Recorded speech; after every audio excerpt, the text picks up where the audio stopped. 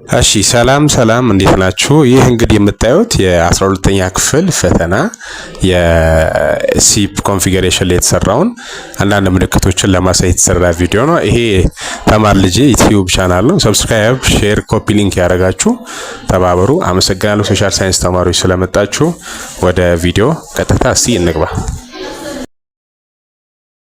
ለምሳሌ ይሄ የመመልከት ነው። እንደዚህ ከሆነ የመመልከት ነው። እቺ ያለሽበት ካረንት ፔጅ ነው።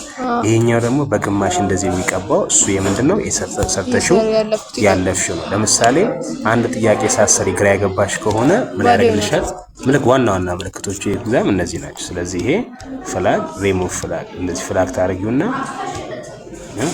ሊሰሰጪው ከዛ እዚህ ላይ ይሄን ያሳያል። ስለዚህ ይሄ በቀይ ያሰመሽው ምንድነው ያረክሽው ነው። ከሰራሽ በኋላ ምን ታደርጊያለሽ? ሪሙቭ።